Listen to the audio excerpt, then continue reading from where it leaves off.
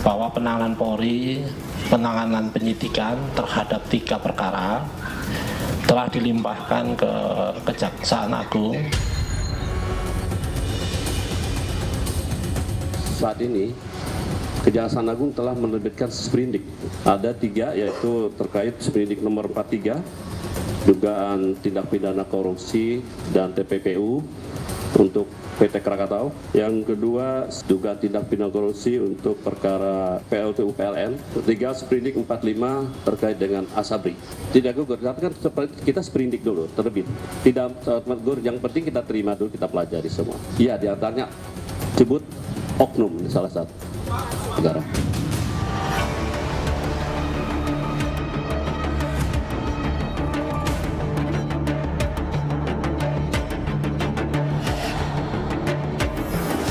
Bapak Presiden tidak tinggal diam menghadapi semua ini. Memang diperlukan satu sikap ekstra hati-hati.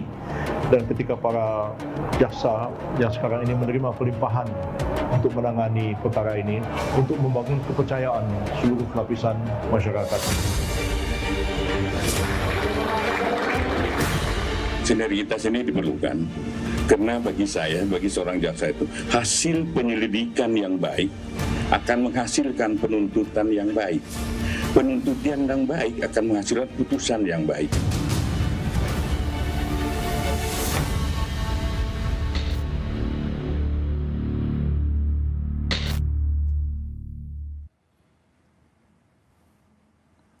Selamat malam saudara, program Rosi kembali hadir ke hadapan Anda sebagai ruang opini sumber informasi. Bersama saya, Friska Clarissa.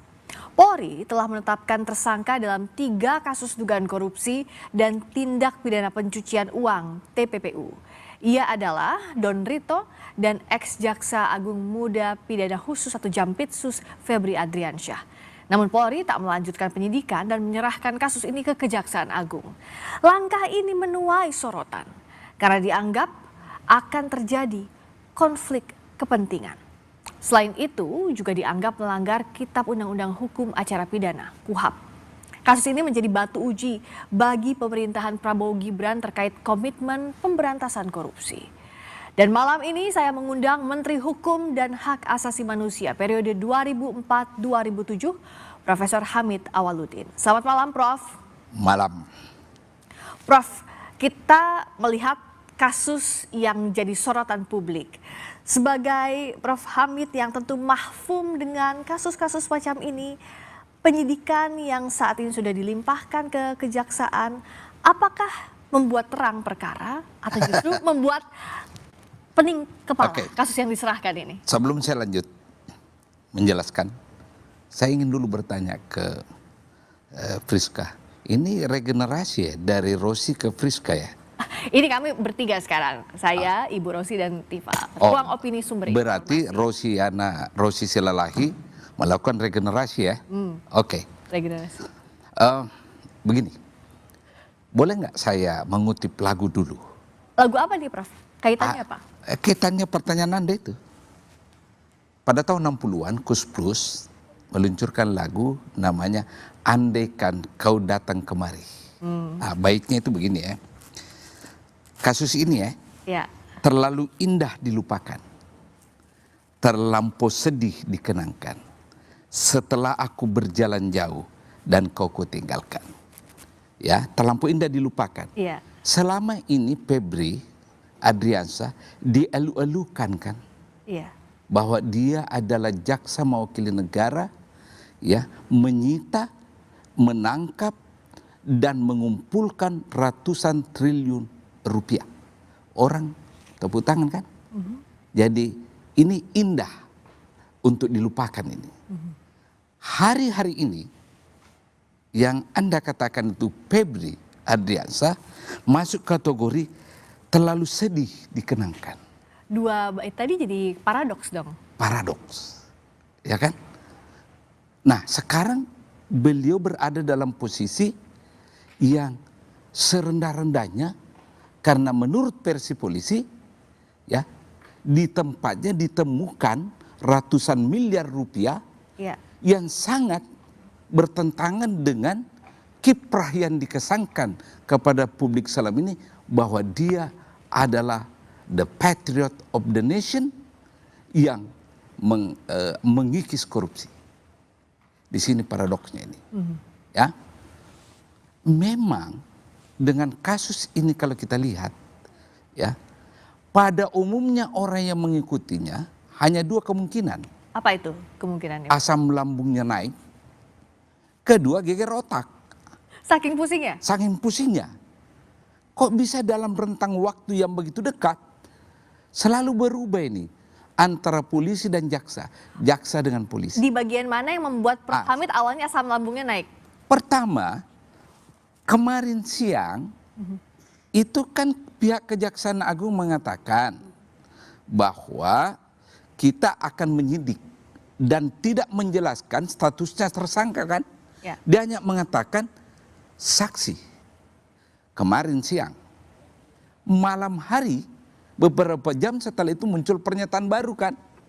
Bahwa status mantan Jampitsus masih tetap tersangka. Nah, soal pernyataan ini kita lihat apa yang disampaikan oleh Kapus Penkum Anang Supriyatna terkait dengan status. Kepala Pusat Penanganan Hukum Kapus Penkum Anang Supriyatna menjelaskan sprindik menegaskan status FA masih tersangka. Ya. Hal itu didasari oleh penetapan tersangka yang dilakukan sebelumnya oleh penyidik Kortas Tipikor Polri. Berubah pada malam harinya. Berubah. Apa yang Prof lihat dari pernyataan yang berubah di publik dalam waktu singkat meskipun sudah diklarifikasi? Ya. Pertama, mungkin setelah dilimpahkan, polisi kan menggunakan istilah melimpahkan ya. Ya. Itu terjadi reaksi besar-besaran. Bahwa bagaimana mungkin ada kasus dilimpahkan sementara pelakunya belum disidik. Dan itu bertentangan dengan KUHP, reboh. Nah mungkin karena itu terjadi pertimbangan bahaya ini. Dan kalau ini diteruskan oleh kejaksaan, maka Pak Febri bisa saja melakukan di pengadilan itu. Pra-peradilan? Pra-peradilan. Dan kemungkinan besarnya menang. Sebab ada proses yang dilanggar oleh polisi. Yakni tidak memeriksa dulu kemudian berkasnya dilimpahkan.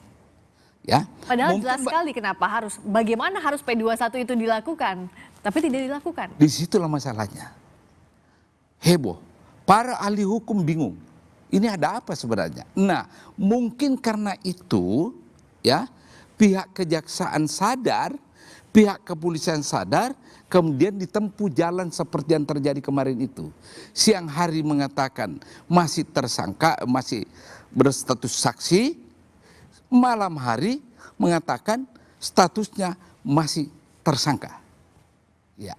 Nah, ini yang terjadi. Menurut Anda, kenapa bisa terjadi hal seperti ini? Polri tidak memeriksa dulu Ya. FA sebagai tersangka. Excited polisinya. Excited dalam artian? Excited dalam artian saya mendapatkan big fish. Melupakan hal-hal yang sifatnya detail, teknis. Mungkin itu yang terjadi. Excited, mendorong, ingin cepat. Ya. Karena kan prosesnya cepat sekali kan. Penggerebekan, ya. Lalu beberapa saat kemudian langsung dinyatakan tersangka. Cepat sekali proses. Belum ada pemeriksaan, Pak. Belum ada pemeriksaan. Ya. Lalu secara hukum memang agak fundamental kesalahan ini. Karena itu limitatif dalam KUHP bahwa kasus dilimpahkan oleh polisi ke kejaksaan kalau sudah pernah diperiksa. Oke. Yang bersangkutan ini kan sama sekali tidak. Dan bahkan ini diserahkan tidak ada pelimpahan karena belum P21 juga. Nah, belakangan setelah heboh digugat bahwa ini salah karena belum pernah ada pemeriksaan, muncullah terobosan baru itu. Bukan pelimpahan, tapi penyerahan berkas perkara, penyerahan alat bukti, dan berita acara. Ya, sampai kemarin masih menggunakan kata penyerahan. Karena kalau pelimpahan kan disikat ini. Ada KUHP di situ. Di tengah jalan tiba-tiba diserang lagi kan. Kok bisa berubah dari tersangka menjadi saksi? Ya. kembali lagi diulangin skenario. Apa yang jadi masalah kalau Prof lihat kok bisa pelin-pelan dalam waktu yang Nah sangat singkat? begini, cara berpikir orang tidak mau lagi mengerti kan, kenapa sekejap itu status tersangka menjadi saksi. Lalu karena yang tengahnya adalah kejaksaan, Bapak Febri Ardiansa itu adalah jaksa, curigalah ini orang. Jangan sampai ada lagi permainan pengendapan kasus. Itu yang terjadi. Tapi kalau hukum acaranya seperti ini bisa disidik atau tidak kasusnya? Kenapa? Kalau hukum acaranya seperti ini apakah bisa lanjut atau tidak? Bisa diusut tuntas atau tidak, Prof? Begini, akan bergulir terus ini kontroversi cerita. Oleh karena itu, saya lebih setuju kalau kasus ini jangan ditangani lagi oleh polisi, jangan lagi ditangani oleh jaksa. Kasih ke KPK. Dan itu bisa. Karena agar tidak ada konflik kepentingan. Exactly. Supaya tidak ada fitnah, kecambah fitnah yang liar, tidak ada gosip yang berkecambah, ya, tidak ada tudingan yang menjalar kemana-mana. Kalau kembali polisi, kalau ditangani jaksa, penafsiran itu bisa liar kemana-mana. Dan toh dasar hukum pengambil alihan kasus ini oleh KPK ada, jelas. Bahwa KPK punya wewenang mengambil alih kasus yang sedang, kasus korupsi ya, yang sedang ditangani oleh polisi dan jaksa. Tapi di awal KPK sudah bilang tidak akan mengambil alih kasus ini pada saat konferensi pers bersama dengan Polri. Ya, sebelum kasus ini kisruh seperti sekarang, itu pernyataan itu lumrah keluar untuk menjaga keseimbangan lembaga, untuk menjaga masing-masing reputasi. Tapi dengan kekisruhan begini, saya kira tidak ada jalannya kecuali diambil alih oleh KPK. Tapi kalau diambil alih KPK, menurut Prof siapa yang bisa memerintahkan itu? Apakah perlu Presiden turun tangan? Tidak, KPK bisa punya inisiatif menurut Undang-Undang pasal 10A. Ya, Nggak harus nunggu perintah Presiden. Tidak perlu. Bisa mengambil alih. Persyaratannya ada beberapa. Antara lain yang saya ingat, persyaratannya kalau kasus itu mandek di tangan polisi dan jaksa. Kedua, kalau kasus itu dianggap bisa diintervensi oleh kekuasaan, apakah itu legislatif, yudikatif, atau eksekutif. Ketiga, kalau kasus itu dikhawatirkan, ya, itu hanya memunculkan pelaku yang bukan pemeran utama, tapi ada pelaku lain yang harus dikorbankan. Kalau di kasus ini unsur mana yang paling memenuhi untuk pengambil alih? Bagaimana? Untuk di kasus ini mana yang unsur yang paling memenuhi untuk pengambil alihan kasus oleh KPK? Itu intervensi kekuasaan.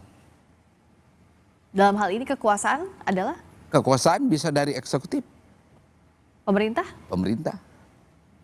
Atau justru di internal kejaksaan? Ya, pemerintah, eksekutif. Prof Hamid melihat ada intervensi, potensi intervensi atau sudah ada intervensi yang Anda lihat, Prof? Agak susah orang mengatakan nihil intervensi karena perubahan yang mendadak itu dalam waktu sekejap. Sehingga orang dengan mudah menafsirkan, orang dengan mudah membangun asumsi bahwa jangan-jangan Pak Febri ini akan diselamatkan oleh korps kejaksaan. Jangan-jangan. Itu ada itu. Oleh karena itu, untuk menghindari cerita, menghindari asumsi negatif terhadap lembaga kejaksaan, lebih baik jangan sentuh kasus ini, kasih saja kewenangan yuridis yang dimiliki oleh KPK. Tapi apakah mungkin itu terjadi? Karena kalau kita lihat perkembangan kasusnya tampaknya ada unggah-ungguh antara polisi, kejaksaan, dan KPK setelah kasus ini menjadi ramai. Kembali di Rosi, salah satu ujung tombak dalam penegakan hukum di negara ini justru diduga menjadi pelaku tindak pidana korupsi dan TPPU dalam 3 kasus besar, yakni terkait tata kelola pasokan batubara PLN, Asabri, dan PT Krakatau Steel. Apakah kasus ini hanya berhenti di Febri atau bakal menjerat elit-elit politik di negeri ini? Saya masih bersama dengan Menteri Hukum dan Hak Asasi Manusia periode 2004-2007, Profesor Hamid Awaludin. Prof, tadi bicara soal elit-elit politik dan Prof sempat menyinggung jangan-jangan ada intervensi dari kekuasaan pemerintah. Siapa dalam hal ini yang bisa melakukan intervensi dan apa? ada dua perspektif yang bisa kita pakai untuk membangun asumsi itu. Perspektif pertama, tentu pemerintah eksekutif, khususnya kejaksaan, akan berkata, ini Febri adalah pahlawan kami dalam memberantas korupsi. Bukan sebagai wacana, tapi tindakan nyata dengan cara menyita atau mengumpulkan uang ratusan triliun yang diselamatkan katanya untuk negara. Loh kok tiba-tiba Anda sidik? Dan kenapa tidak memberitahu kami? Itu asumsi pertama itu yang bisa dibangun. Yang kedua, ini orang yang berjasa mengumpul sangat relevan dan urgen dengan kebutuhan bangsa di mana kita dililit masalah ekonomi. Maka dengan sikap patriotismenya dia berjasa untuk menyita uang dan aset-aset ratusan triliun itu, sebaiknya dong kita beri tempat yang baik. Nah, ini bisa dipakai asumsi untuk berkesimpulan bahwa kejaksaan atau pemerintah punya kepentingan untuk melindungi Febri. Kedua, melihat masifnya, besarnya volume uang yang didapatkan oleh polisi di tempat yang ditengarai adalah properti Pak Febri, maka adalah tidak mungkin kalau dikatakan ini tidak bertetangkel dan tali temali dengan hal-hal lain dan orang-orang lain. Ini kan masif sekali uang. Bukan 1 miliar, bukan 10 miliar. Di level mana, Prof? Ya. Di pemerintahan yang bisa mengintervensi kasus ini? Sekelas Ex-Jampitsus? Ya, pertama bisa saja Presiden punya kepentingan. Kepentingan apa Bapak Presiden? Kepentingan bahwa saya menginginkan Pak Febri ini tetap di situ sayangnya. Karena dia ini berjasa di mata Presiden ini. Tapi melakukan diduga terjerat kasus korupsi. Nah, dan oleh karena itu bisa saja perspektif Presiden bahwa loh kenapa polisi bisa lakukan ini? Nah, itu. Jadi ada kepentingan memang di situ, yakni kepentingan karena dianggap Febri itu berjasa. Tapi Presiden juga menegaskan bahwa tidak ada ampun untuk pelaku korupsi. Yes. Apa boleh buat? Bertemu. Dua hal yang antagonis. Bahkan kasus ini mendapatkan atensi dari Presiden. Presiden bilang bahwa berbenahlah pejabat di lingkungan kejaksaan, Polri, militer. Kalau memang itu diwujudkan dalam dunia nyata, pernyataan itu, alhamdulillah. Dahaga penantian rasa keadilan ini akan hapus. Karena kan orang tidak bisa mengerti nih. Logika tumpukan barang yang ratusan miliar plus 74 emas batangan, bagaimana caranya menjustifikasi ini? Dengan berbagai dalih.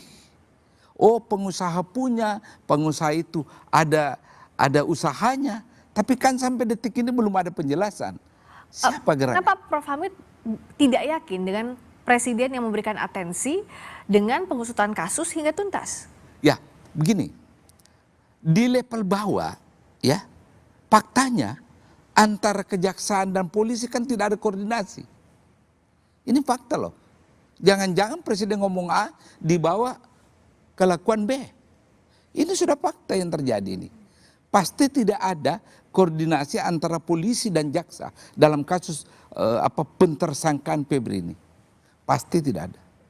Kalau setelah pertemuan Jaksa Agung dan Kapolri ditegaskan bahwa harus ada sinergi dalam penanganan kasus ini, sebenarnya sinergi dalam hal apa, Prof? Agar tidak terjebak pada unggah-ungguh, aduh ini nggak enak karena mantan pejabat tinggi. Saya kira konteks sinergi yang dimaksud adalah jangan ada dua lembaga yang berjalan tidak seiring. Satu mengatakan tersangka, satu mengatakan saksi, itu tidak bersinergi, itu malah bertentangan. Nah, tolonglah kedua lembaga penegak hukum ini bersinergi, berjalan seiring, Jangan ada pertentangan ucapan, pertentangan tindakan, dan sebagainya dan seterusnya. Kan kita lihat faktanya kan, ketika disidik,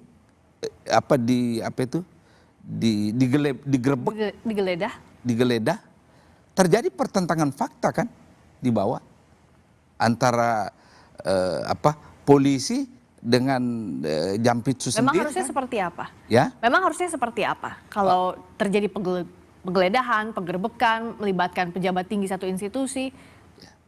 Gampang. Ujiannya apa? Ketika digerebek, kenapa tiba-tiba ada satuan militer yang menjaga rumahnya Febri? Tentu Anda mengatakan secara normatif, Pak, ada perpres yang mengatur itu. Oke, setuju.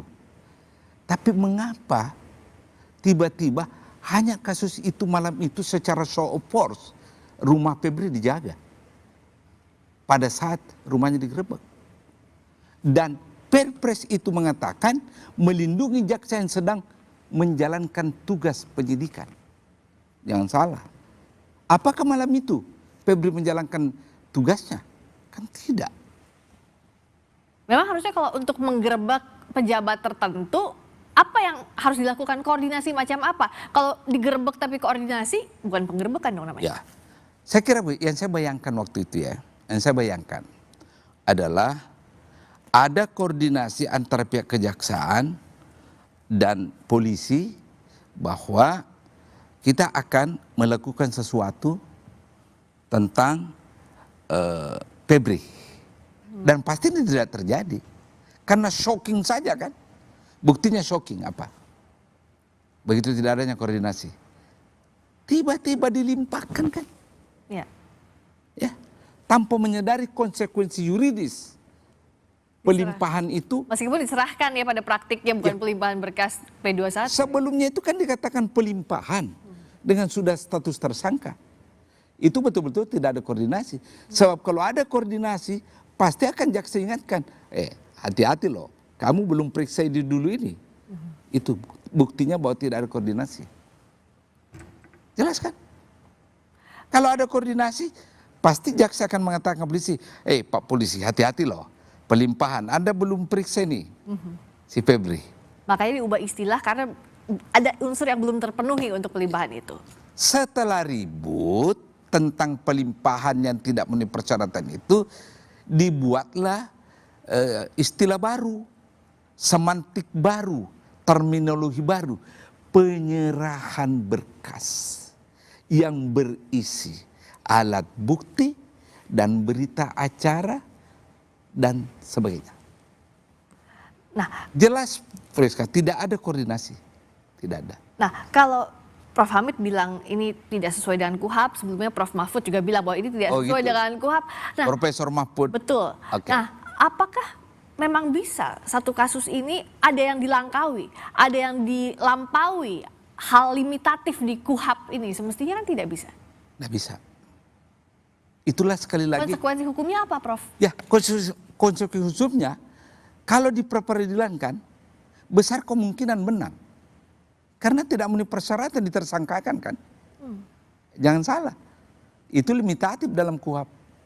Ya. Harus ada 2 alat bukti. Kemudian si tersangkanya harus pernah diperiksa. Prof melihat ini terburu-buru. Ya. Terburu-buru. Terburu-buru. Dan itu juga yang sekali lagi ya saya ingin katakan tidak ada koordinasi antara kejaksaan dan kepolisian. Sebab kalau ada koordinasi Friska, Pak Jaksa akan mengatakan, maaf Bapak Polisi, tolong deh dilihat. Ya, bagaimana Anda mau limpahkan ini? Pak Febri belum diperiksa. Orang jaksa jagonya itu, technical yuridis KUHAP. Pasti dia akan bilang begitu. Tiba-tiba dilimpahkan kan? Dapat reaksi. Sekejap bisa berubah dari pelimpahan menjadi penyerahan. Nah, kalau posisinya sudah seperti saat ini, apakah kasusnya bisa betul-betul diusut dengan cermat oleh Kejaksaan Agung? Kalau Anda saya katakan bisa. Kalau Dengan Jaksa syarat? Agung memang mau ya. Sebenarnya ada hal yang mungkin patut kita lihat ya ke depan. Kalau Jaksa Agung itu punya kewenangan yuridis mendeponir perkara Ya. demi kepentingan umum. Nah, mungkin yang dikhawatirkan ini kalau tetap ditangani Kejaksaan Agung, kejaksaan, Jaksa Agung bisa menggunakan hak deponering yang dimilikinya untuk kasus ini. Demi kepentingan, apa itu kepentingan umum? Adalah riuh rendahnya perdebatan yang mempertentangkan antara kejaksaan dan kepolisian. Bisa ditafsirkan seperti itu secara sepihak. Dan kemungkinan itu besar, Prof, melihatnya. Kemungkinan deponering itu besar, Anda melihatnya, Prof? Ya, bisa saja dilakukan. Ya, kalau dianggap juga demi kepentingan umum, hentikan ini wacana supaya citra penegakan hukum kembali, ya, citra polisi yang bersengketa dan berseteru serta bersaing dengan jaksa bisa dihilangkan. Tapi kalau kewenangan deponering atau untuk menutup suatu kasus ini digunakan oleh Jaksa Agung, akan semakin riuh lagi, Prof, kasus ini. Kalau digunakan hak deponering itu, tentu akan semakin riuh lagi di publik. Tapi kan kalau dia berdalih seperti itu dia bisa lakukan. Dia punya kewenangan. Penafsirannya tergantung Anda. Ya. Itu sebenarnya yang dikhawatirkan itu. Nah, agar tidak melempem soal kasus ini ditangani, apa yang semestinya dilakukan? Saudara, dugaan korupsi dan TPPU yang menyeret ex-Jampitsus Febri Adriansyah bukan lagi sekadar teknis hukum, melainkan soal keadilan. Yang bersalah harus dihukum, yang tidak bersalah jangan dikriminalisasi. Namun jangan pula ada orang yang kebal hukum hanya karena jabatan, kekuasaan, atau uang. Saya masih bersama Menteri Hukum dan Hak Asasi Manusia periode 2004-2007, Profesor Hamid Awaludin. Yang tadi saya bacakan itu potongan tulisannya Prof. Hamid, andai aku polisi, andai aku jaksa, yang dimuat di Kompas. Apa sebenarnya yang membuat Prof. Hamid menulis itu dan harus menyampaikan pesan itu? Begini cara berpikir saya, melihat kejanggalan ini bahwa pentersangkaan Pak Febri sebelum diperiksa buat saya itu adalah sebuah kejanggalan luar biasa. Kejanggalan luar biasa. Kejanggalan luar biasa. Ya. Oleh karena itu saya berandai-andai. Ya, ketika saya tulis itu kan statusnya ini masih dilimpahkan kan? Ya. Nah, lalu mungkin waktu itu saya berandai-andai kalau kejaksaan tidak memproses ini, polisi akan berteriak, Tuan Jaksa, kenapa Anda tidak proses? Mentang-mentang Febri itu adalah anggota Korps Anda. Saya berandai-andai lagi jawaban jaksa, Tuan Polisi, janganlah semut di seberang nampak olehmu, ya, gajah di pelopak bata, Anda tidak lihat. Bagaimana dengan kasus mantan ketua KPK, Firly? Anda kan sudah tersangkakan sekian waktu lamanya, Anda belum serahkan berkasnya ke kami. Nah, itu juga berandai-andai. Jadi apa yang saya tulis itu adalah andai-andai saya dalam kasus Febri ini antar polisi dan jaksa. Andai-andai itu. Apa Prof melihat dari berandai-andai itu yang terjadi sekarang malah hanya sekadar saling sandra antar institusi? Sekarang bukan lagi andai-andai, sudah terbukti kan. Satu mengatakan tersangka, ya, kemudian satu mengatakan hanya saksi, ya, berarti sudah berbeda kan. Tidak lama kemudian dikatakan tersangka lagi. Sudah real kan. Tidak adanya kepastian dalam konteks ini. Dua lembaga yang berbeda mempersepsikan tentang sesuatu dan itu menimbulkan sensasi yang luar biasa. Sensasi yang luar biasa. Apa kasus ini hanya terfokus pada kepentingan institusi semata, bukan mencari keadilan di balik itu? Apa yang Prof lihat? Ya, mestinya kasus ini melampaui kepentingan kelembagaan. Ya. Karena keduanya membawa misi kan, bagaimana aturan, bagaimana hukum ditegakkan demi keadilan. Jadi tidak perlu ada persepsi, ada losing face, tidak perlu ada persepsi kalah dalam rivalitas. Tidak perlu ada. Ya, semua punya kontribusi yang baik. Dan kalau Prof juga menulis bahwa hari ini bukan lagi soal teknis hukum, tapi keadilan. Itu Ya. apa Prof maksudnya? Ya, maksudnya dengan tiadanya kepastian antara teknis melimpahkan, kemudian teknis penyerahan, ya, itu tidak menimbulkan kepastian. Salah satu elemen penting dalam prinsip keadilan itu adalah certainty, kepastian. Sementara yang terjadi uncertainty. Uncertainty. Jadi keadilannya disisihkan, ya, kemudian prosesnya yang membuat keadilan itu tidak ada, itu diterabas semua, tidak ada. Apa yang ada? KUHP jelas rambunya, Kalau Anda melihat rambu-rambu ditabrak, pengusutannya jadi tidak adil, jadi tidak fair. Ya pasti. Coba, jelas-jelas KUHP-nya, pelimpahan itu, ya, harus disertai 2 alat bukti plus yang tersangkanya harus diperiksa. Ini kan tidak. Itu rambu dasar itu dalam KUHP. Sangat prinsipil itu. Dan itu kan diterabas. Bagaimana mungkin, ya, ada rasa keadilan kalau rambu-rambu yang menjadi pondasi menuju keadilan itu kita tabrak? Nggak mungkin. Keadilan untuk siapa yang dimaksud? Ya. Keadilan untuk siapa? Publik.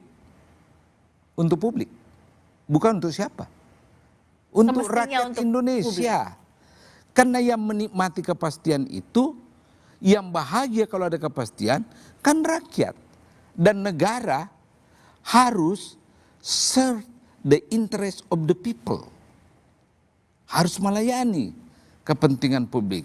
Salah satu kepentingan publik itu terwujudnya keadilan itu. Ya kan? Adil enggak bagi Anda? Kalau ada seorang, katakanlah seperti Pak Febri, jabatan tertingginya adalah Jampitsus. Ya. Laporan keuangannya hanya sekian, tapi di propertinya ditemukan masif uang yang begitu masif volumenya, ya. Ya. Kira-kira buat Anda, semestinya harus dipertanggungjawabkan dan dibuktikan kepada publik. Itu yang harus dilakukan. meskipun nanti mungkin dia bisa buktikan bahwa bukan milik saya. Tapi ada pertanggungjawaban semestinya yang Exactly. disampaikan sebagai pejabat negara. Sebagai pejabat negara. Kan itu kan di properti dia. Ya, kalau Anda punya properti, apapun alasannya, Anda kan tahu. Kan begini ya, kasus ini. Kalau Anda lihat, ada uang di propertinya Pak Febri. Besar kan? Ada emas batangan. 74 kilogram, 74 kilogram. lebih berat dari Monas, emas yang melapisi Monas. Oke ya, sampai di sini dulu ya. Febri mengatakan ada yang punya. Dan itu bisa dipertanggungjawabkan karena dia pengusaha. Sekarang mari kita lihat. Ya. Bidang usaha apa kira-kira dan produk apa yang dijual sehingga dibayar dengan mata uang asing? Kira-kira apa? Pasti ekspor toh. Ekspor ini. Ataukah jasa kayak katakanlah lawyer.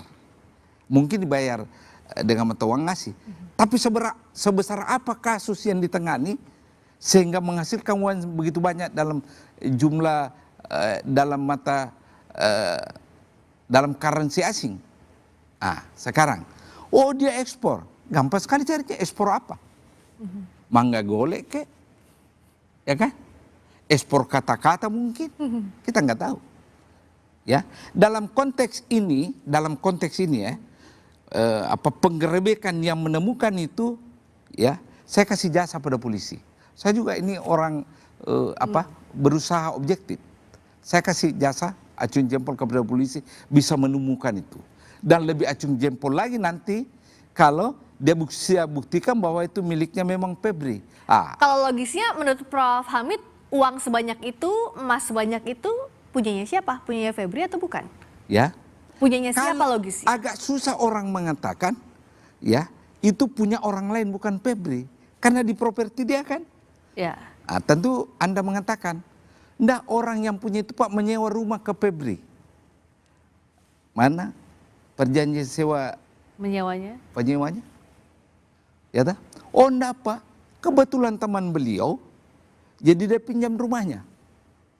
Ya kan? Apakah boleh begitu? Ya, bisa saja. Pertanyaan saya, sebagai pemilik rumah yang meminjamkan ke saya, apakah tidak Anda curiga kalau tiba-tiba dinding itu saya bobol dan saya taruh brankas begitu besar? Masa sih Anda tidak curiga, loh rumah saya dia pinjam kok, dia bobol ini, ada brankasnya. Apalagi dia jam pitsus kan? Nah, itu. Artinya apa, Prof melihat? Artinya apa? Bahwa kecurigaan orang sampai per hari ini, bahwa barang yang disita, barang yang digerebek itu kemungkinan besar miliknya Pak Febri atau titipan-titipan orang lain.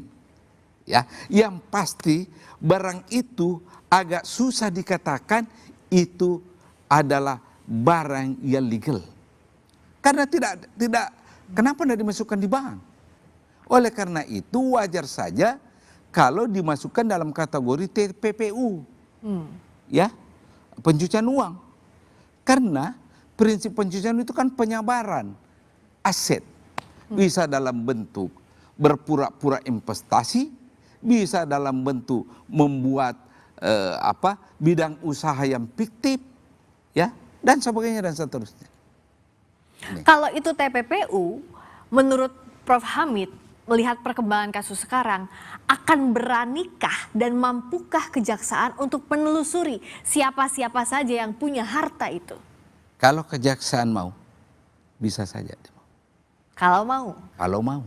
Tapi bisa atau tidak? Mau Ya. dan bisa nggak menurut Prof? Wallahu a'lam bishawab. Kalau dia mau bisa. Tim yang dibentuk ini ada 8-9 orang. 9 orang. Beberapa di antaranya saya kenal baik. Itu anak-anak muda semua yang punya reputasi, punya integritas. Mereka alumni KPK itu.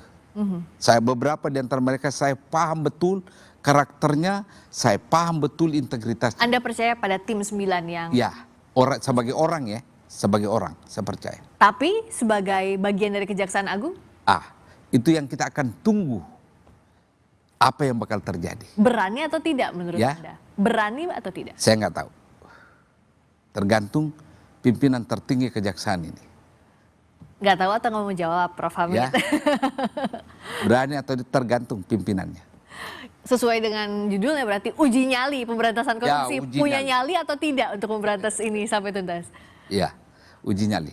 Dan kalau bicara uji nyali, apa yang bisa membuat kejaksaan punya nyali untuk mengusut kasus mantan pimpinan tingginya di kejaksaan? Saya masih bersama dengan Menteri Hukum dan Hak Asasi Manusia periode 2004-2007, Profesor Hamid Awaludin.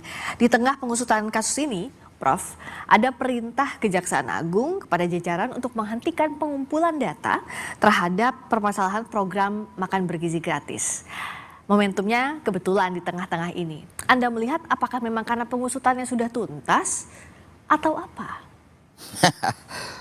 Pertanyaan saya tidak akan jawab itu. Saya ingin kembali bertanya. Kenapa di tengah momen pengusutan terhadap Febri muncul perintah itu? Kalau menurut Prof ada apa? Apakah ada seakan-akan seperti tukar guling kasus atau apa? Dengan perintah itu semakin semakin mempertebal asumsi orang bahwa kasus Febri ini berhimpitan dengan kasus pengusutan MBG yang dilakukan oleh kejaksaan. Di mana kita bisa cari benang merahnya? Benang merahnya adalah menurut cerita dan pemberitaan si A, si B, si C dan si D yang mengelola itu MBG SLPG. itu adalah orang-orang yang berkaitan dengan polisi. benang merahnya di situ.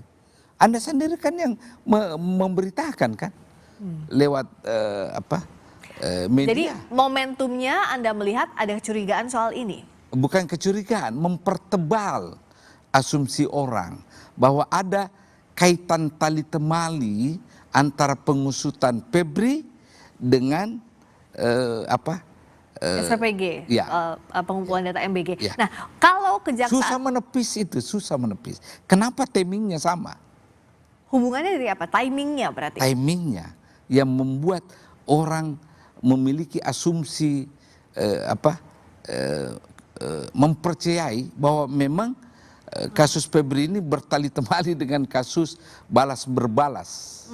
Tadi apakah Prof, seperti yang saya tanyakan di awal, apakah ini ada tukar guling kasus atau justru ada saling sandra kasus antara polisi dan kejaksaan? Anda punya kata itu agak susah saya jawab. Mana yang lebih dahsyat, sandra dan tukar guling? Ya, bisa saja dua-duanya, bisa saja. Bisa juga tidak. Bisa juga tidak. Kalau tidak kenapa? Kalau bisa jadi iya kenapa? Begini, Briska. Saya dari awal sebagaimana yang saya tulis di kompas.com, saya tidak mau berfokus kepada motif ya. Saya hanya ingin mengatakan ya, penguakan tabir harta yang ada di properti Pak Febri itu adalah langkah maju untuk menguak misteri perilaku para pejabat kita yang bergerak di bidang penegakan hukum. Ya, apapun motifnya, ya, saya ketipikan itu motif. Saya hanya ingin mengatakan bahwa menguak tabir harta yang begitu banyak itu adalah sesuatu yang sangat dahsyat untuk publik tahu, dan semoga publik bisa melihat siapa sebenarnya pelaku menyimpang ini. Apakah penegak hukum atau si Polan atau si B. Kalau Anda tanya saya secara pribadi, kalau memang dikelak kemudian bisa dibuktikan bahwa itu ada kaitannya Febri, harta-harta itu, dan dikumpulkan secara tidak, saya sangat sedih. Karena beliau ini mempersepsikan dirinya adalah kampiun penegakan aturan pemberantasan korupsi. Ya, sangat ironis itu. Ya. Karena itu kan dalam kasus ini kejaksaan harus membuktikan bahwa berani mengusut, Ya. tidak ada tukar guling kasus. Tentu kita usut tuntas. Kita sebagai rakyat tentu berharap bahwa ini diusut tuntas, tidak ada tukar-tukaran kasus. Persis. Nah, bagaimana mereka harus membuktikan? Bagaimana kejaksaan harus membuktikan ini, Prof? Ya, pertama, ya, kalau memang tidak mau KPK tidak mau ambil alih, biarkan tim 9 anak-anak muda itu bekerja secara independen. Biarkanlah. Jangan campuri, jangan arahkan, ya. Arahan hanya satu. Tegakkan aturan. Ya, undang-undang yang berkaitan dengan ini jangan disalahgunakan. Dan terakhir, jangan pilih kasih. Itu yang Tantangannya ini, jangan sampai pilih kasih.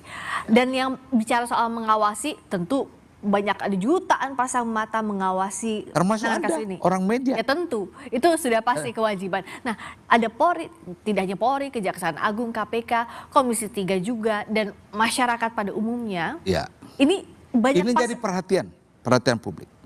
Semakin banyak yang mengawasi, semakin bagus. Ya. Bukan semakin menambah tekanan sana sini. Tidak. Termasuk dari DPR yang ikut mengawal kasus ini. Kalau saya, selama adik-adik saya yang 9 orang itu tidak diintervensi, tidak diarahkan, saya kira bisa. Asal jangan ada kepentingan. Jangan ada kepentingan. Anda yakin bisa berjalan kasus ini tanpa intervensi, kepentingan tertentu? Prof Hamid yakin? Disitulah yang membuat saya ragu. Kenapa masih ragu soal ini? Ya karena tetangkelnya ini, saya kembali ke asumsi semula. Uang yang begitu banyak. Pasti banyak kepentingan di sana. Banyak kepentingan di situ. Banyak tetangkelnya kian kemari dan melibatkan aktor-aktor lain. Aktor lain mungkin berhubungan dengan orang tertentu di dalam lembaga penegakan hukum. Wallahu a'lam. Hanya logika aja saya pakai. Uang begitu masif, tentu melibatkan berbagai pihak. Dan berbagai pihak itu ya mungkin ada orang tertentu punya kepentingan untuk melindungi. Siapa yang harus diwaspadai?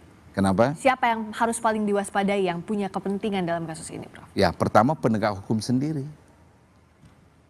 Jajaran jaksa sendiri. Maksud Anda jajaran kejaksaan? polisi sendiri. Jangan sampai koleganya juga terlibat. Iya kan? Tapi kalau Big homework. big homework, Big homework. ini jadi pekerjaan rumah yang sangat besar untuk Dan disinilah Kejaksaan kita uji Bapak Presiden, yang mulia Presiden Prabowo. Apa ujian untuk Presiden Prabowo dalam kasus ini? Memberi ya jaminan ke Jaksa Agung agar kalau memang tidak diambil alih oleh KPK, betul-betul bekerja secara profesional.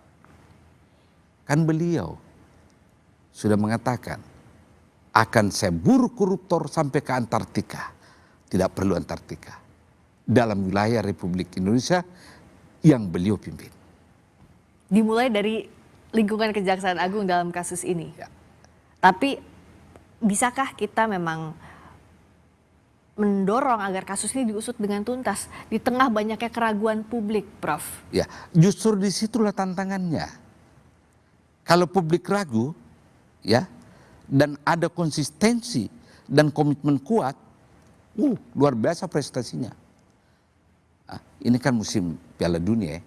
Ya, Piala Dunia sekarang. Kurang apa tekanan dari Argentina? 2-0 sudah untuk Mesir kan? Ya, Tapi dia bisa balikkan keadaan kan? ya. Dan kemarin Anda lihat kan sudah 1-0. Lalu 10 menit terakhir dia masukkan dan menyamakan skor 1-1. Terus detik terakhir, bukan menit terakhir, detik terakhir dia masukkan lagi 1 sehingga menang. Jadi di tengah tekanan itu tetap dia bisa menang. Kenapa Argentina bisa itu? Kita tidak bisa lakukan dalam konteks penegakan hukum. Kita itu, Pemerintah, bangsa ini.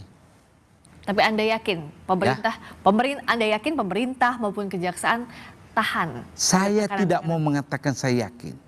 Tapi Saya mengharapkan, saya berdoa.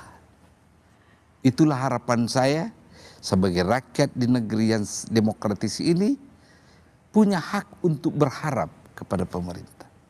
Tapi kalau kasus ini sampai tidak diusut tuntas, apa yang jadi dampaknya, Prof? Dampaknya adalah memori kolektif bangsa kita, ya, itu akan ditabulasi nanti pada pemilihan umum.